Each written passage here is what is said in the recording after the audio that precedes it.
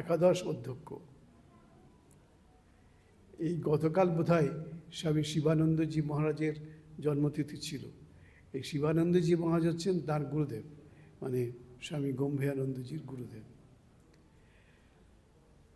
তো এই গুরু ভাইদের কাছে স্বামীজি তার নিজের মনের কথা খুব অন্তরঙ্গভাবে বলতে পারতেন।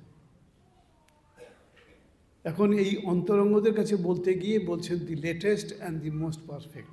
হতে পারে এই যে গুরু ভাইদের কাছে চিঠি লিখছেন স্বামীজি, তাদের ভাব, তাদের চিন্তা, তাদের ধারণা, তাদের শ্রীরামকৃষ্ণ সম্পর্কে বিশ্লেষণ, এগুলো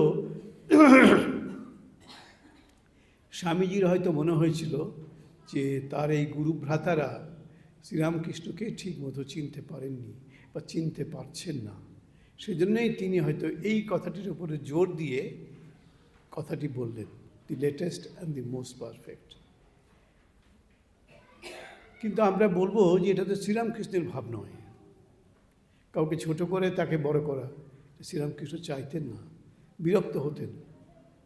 শ্রীরামকৃষ্ণের কথার মধ্যেই দেখবেন একটা সমাবেশে, মানে ভক্ত সমাবেশে শ্রীরামকৃষ্ণ আছেন, সেখানে একজন ভক্ত, প্রবীণ ভক্ত, তিনি বলছেন, আমি ওকে অনেক দিন ধরে লক্ষ্য করছি, মানে শ্রীরামকৃষ্ণকে লক্ষ্য করছি, তার ভাব সকল সাধারণ মানুষের মতো নয়।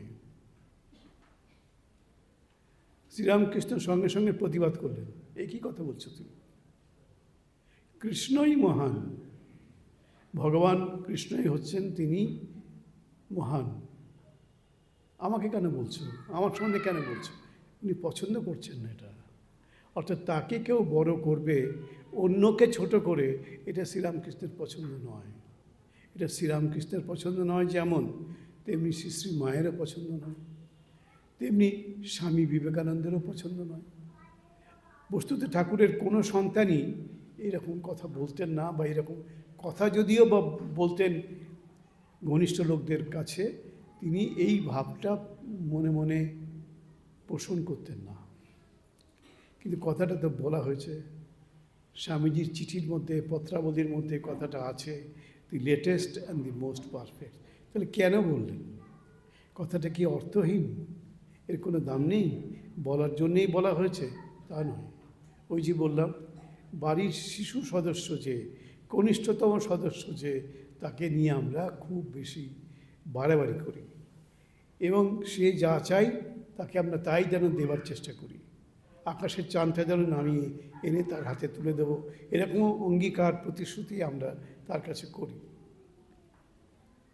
আমার নিজের ধারণা, আমি স্বামী বিবেকানন্দকে বুঝতে পারিনি বা বুঝতে পারি না, মাকেও বুঝতে পারি না, ঠাকুরকে তো বুঝতে পারি না, কেন এটা বললেন। এটা আমাকে খুব চিন্তার মধ্যে ফেলেছে। কারণ এটা ঠাকুরের ভাব নয়, এটা মায়ের ভাব নয়, এটা স্বামীজির ভাব নয়, অথচ এটা ঠাকুরের ভাব, এটা মায়ের ভাব, এটা স্বামীজির ভাব। যখন স্বামী বিবেকানন্দ স্বয়ং এ কথাটা বলছেন, তখন তো এটাকে ফেলনা করে রাখা যাবে না, এটাতে নিশ্চয়ই তাৎপর্য আছে। এবার এই একটু আগে আপনারা গান শুনছিলেন, আমি এই